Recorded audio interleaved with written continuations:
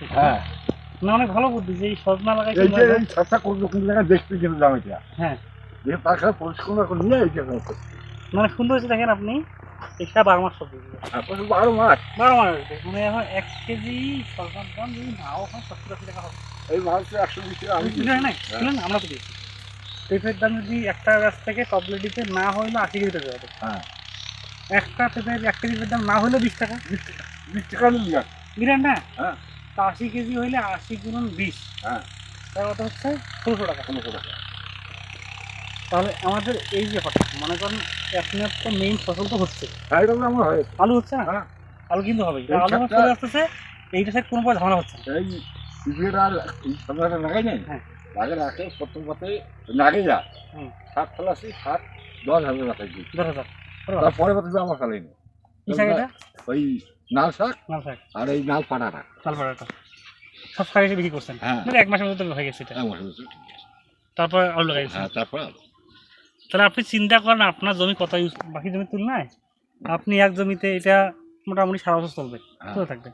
ওইটা 1 বছর এটা 1 বছর সময় আপনার পেঁপে হচ্ছে সজনা হচ্ছে 2টা হইলো আলু হচ্ছে 3টা হইলো হ্যাঁ। শাক লাগাইছেন 4টা হইলো আর কি লাগাবেন তারপর আলু কি লাগাবেন এরপর হ্যাঁ। তামাক 5টা তারপর কি লাগাবেন তামাকের পরে তারপরে আবার ফিরে আলু মানে আপনি 1 বছরে 6টা শস্য 5টা ছাড়া খেলে লাগাচ্ছেন তার মানে আমাদের বাংলাদেশে ক্রপিং ইন্টেন্সিটি বলি আমরা মানে এক জমিতে কতবার চাষ করা যায় এর হার হচ্ছে 190% মানে সর্বোচ্চ 2বার বাংলাদেশের মোট জমিগুলোতে সর্বোচ্চ 2বার ফলন হতে পারে 1 বছরে সে আপনি পাচ্ছেন 6বার তার মানে আপনার জমির পার্সেন্ট কত জানেন 600%। আমাদের আসলে সবারই উচিত এই যে আমাদের চাষি ভাই আছেন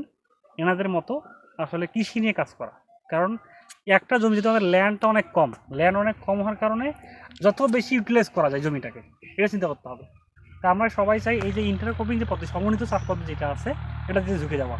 আমাদের কর্নার দিয়ে যেহেতু আমাদের এখানে পেঁপে আছে এটা কোনো ধরনের কম্পিট প্রতিযোগিতা করবে না মেইন শস্যের সাথে তো ওটা হচ্ছে ইজিলি হচ্ছে অনেক ফলন পাচ্ছি আমরা আবার মাঝখানে যদি আমরা এই সজনা যে গাছগুলো এগুলো আছে অনেক ভালো এবং সেটা এটা কিন্তু হচ্ছে গ্রিন ম্যানিউর খুবই কাজ করে এখানে যে পাতা যদি পড়ে যায় সার হিসেবে কাজ করবে তার মানে আপনার এক্সট্রা যে নাইট্রোজেন দেওয়া ইউরিয়া দেওয়া এটা কমে যাবে আবার মেইন জমিতে ফলন হচ্ছে আমাদের এগুলো চিন্তা করা দরকার